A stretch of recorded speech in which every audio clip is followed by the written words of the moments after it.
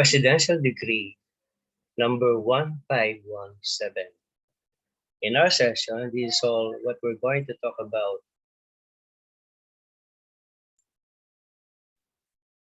Presidential Decree number 1517, proclaiming urban land reform in the Philippines and providing for the implementing machinery thereof.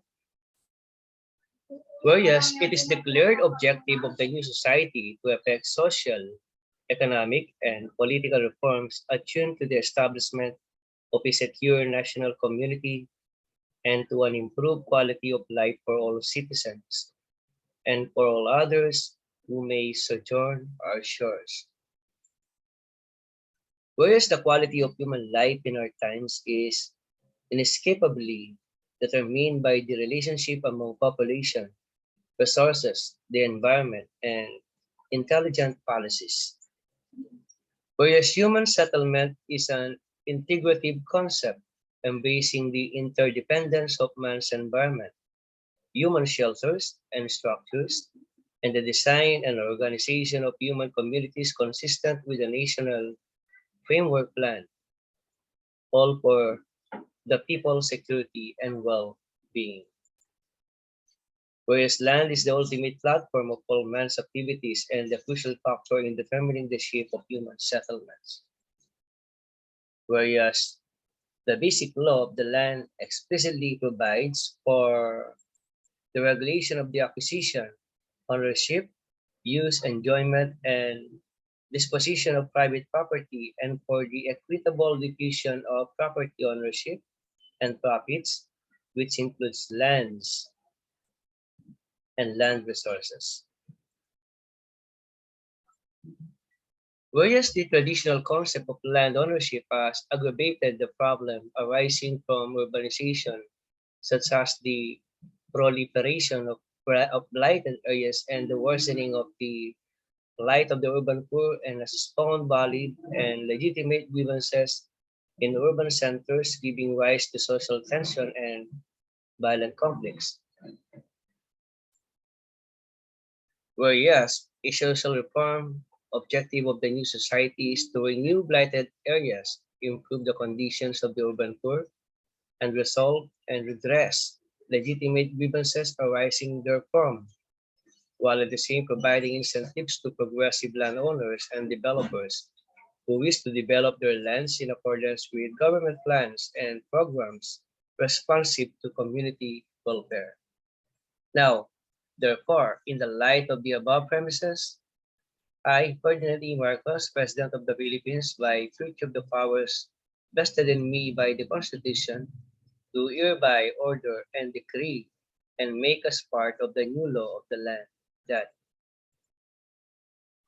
from Section 1, we have the title, This Act shall be known as the Urban Land Reform Act. Section 2, we have the declaration of the policy.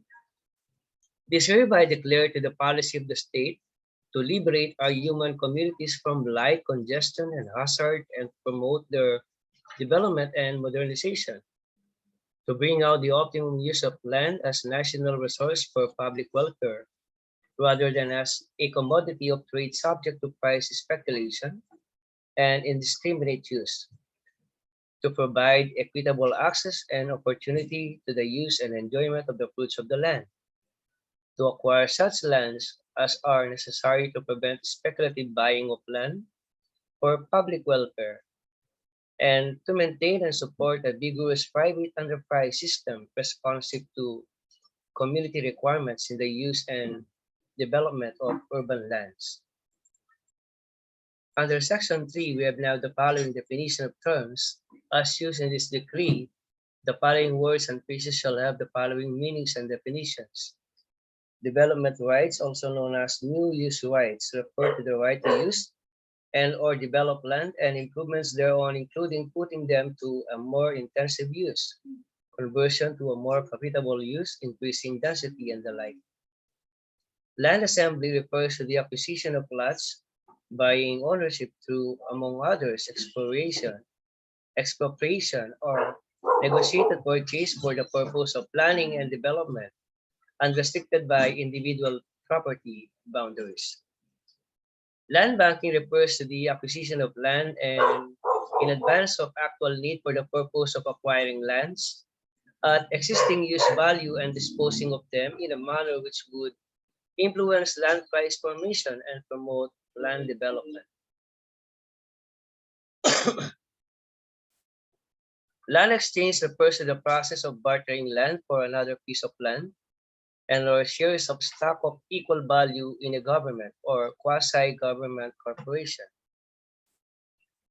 Joint ventures refers to the commitment for more than a limited duration of funds, land, resources, facilities, and services by two or more legally separate interests to an enterprise for their mutual benefit. Tenant refers to the rightful occupant of land and its structures, but does not include those whose presence on the land is merely tolerated and without the benefit of contract, those who enter the land by force or deceit, or those whose possession is under litigation. Urban lands refer to the lands which conform to any of the following criteria. In their entirety, all cities and municipalities which have the population density of at least 1,000 persons per square kilometer and where at least 50% of the economically active population are engaged in non-agricultural activities. All barangays comprising the former poblacion or barangays including a part of the former poblacion of cities or municipalities which have a population density of greater than 500 but less than 1,000 persons per square kilometer and where at least 50% of the economically active population engage in non-agricultural activities. All barangays not included in items 1 and 2 above which have a population size of at least 1,000 and where at least 50% of the economically active population are engaged in non-agricultural activities.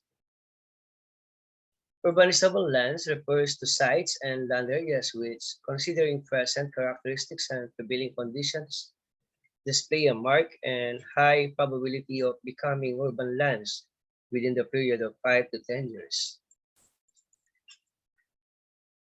Section number 4, Proclamation of Urban Land Reform Zones. The President shall proclaim specific parcels of urban and urbanizable lands as urban land reform zones, otherwise known as urban zones for purposes of this decree, which may include bagong lipunan sites as defined in PD or Presidential Decree 1396. Upon proclamation, the Ministry of Human Settlements, hereafter referred to as the Ministry, shall prepare the appropriate development and zoning plans and formulate the enforcement and implementing guidelines which shall enforce and effect upon approval by the President and shall be enforced by the Ministry or its attached agencies. No urban land can be disposed of or used or constructed on unless its disposition or use conforms with the development and zoning plans of the Ministry and the approved enforcement and implementation guidelines in accordance with the Official Development Registry System and the Development Use Permit System provide for in Section 13 and 16 of this decree. Section 5, by creation of an Urban Land Reform Coordinating Council,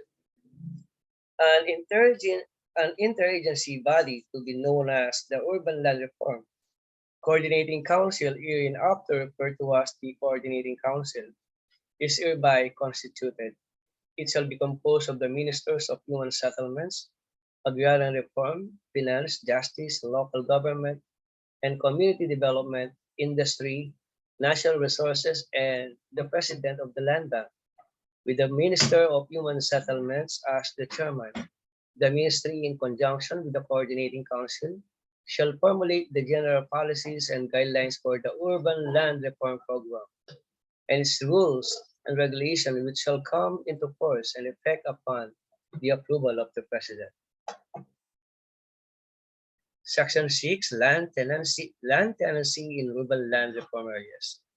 Within the urban zones, legitimate tenants who have resided on the land for 10 years or more who have built their homes on the land and residents who have legally occupied the lands by contract continuously for the last 10 years shall not be dispossessed of the land and shall be allowed the right of first refusal to purchase the same within a reasonable time and at reasonable prices, under terms and conditions to be determined by the Urban Zone Expropriation and Land Management Committee created by Section 8 of this decree. Acquisition of residential lands for existing tenants and residents under Section 7 in cases where the tenants and residents referred to in Section 6 of this decree are unable to purchase the said lands. The government shall acquire the land and or improvements thereon by expropriation or other land acquisition technique provided under Section 11 of this decree. In case of expropriation, the government shall acquire said lands in accordance with the policies of existing law, especially Presidential Decree number 76, as amended by paragraph 3 of Presidential Decree number 1224 and Section 1 of Presidential Decree number 1313R as herein amended. Upon the filing of the petition for expropriation and the deposit in the Philippine National Bank at its main office or any of its branches of the amount equivalent to 10% of the declared assessment value in 1975, the government or its authorized agency or entity shall immediately have possession, control, and disposition of the real property and the improvements thereon with the power of demolition. If necessary, even pending resolution of the issues that may be raised, whether before the Court of First Instance, Court of Agrarian Relations, or the higher courts. Section 8, Creation of Urban Zone Expropriation and Land Management Committee. For the purpose of expropriating lands as provided under Section 7, the Ministry is hereby vested with the power of eminent domain to assist the Ministry in the exercise of this power.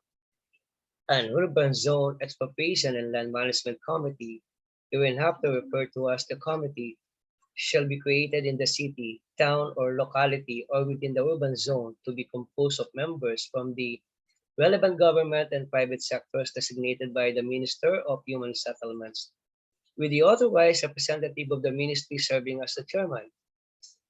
The committee shall, in addition to the above-mentioned function, formulate programs and projects specific to the urban zones, specifying, among others, the operative procedure for land acquisition and spacing, and shall recommend to the Coordinating Council the appropriate mode of disposition and other related aspects of land management. Section 9, Compulsory Declaration of Sale and Preemptive Rights. Upon the proclamation by the President of an area as an urban land reform zone, all landowners, tenants, and residents thereupon are required to declare to the Ministry any proposal to sell, lease, or encumber lands and improvements thereon, including the proposed price, rent, or value of encumbrances, and secure approval of said proposed transaction. The Ministry shall have the preemptive right to acquire the above-mentioned lands and improvements thereon, which shall include but shall not be limited to lands occupied by tenants, as provided for in Section 6 of this decree. Section 10, Innovative and Land Acquisition Techniques.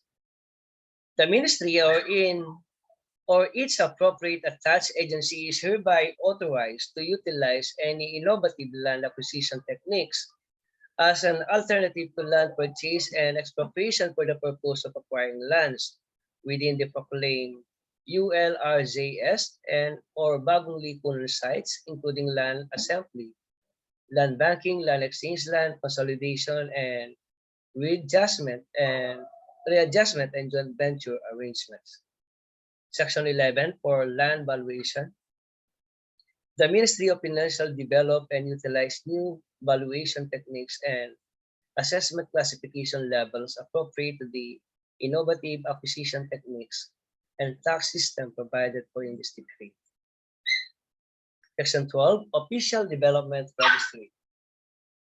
To provide the basis for decisions of the Ministry with regard to land acquisition, exercise of preemptive rights under Section 9 of this decree and disposition of lands, and to regulate transactions affecting land, The ministry, through the Human Settlements Regulatory Commission, shall undertake on a continuing basis in every proclaimed urban zone registration of existing land rights and interest and development proposals of public and private entities to the establishment of an official development registry. The registry shall contain, among other information on detailed boundaries of lands, titles to said lands, and intent to acquire and or develop a specific parcel of land, which information shall be furnished by the holders of land rights and interested developers.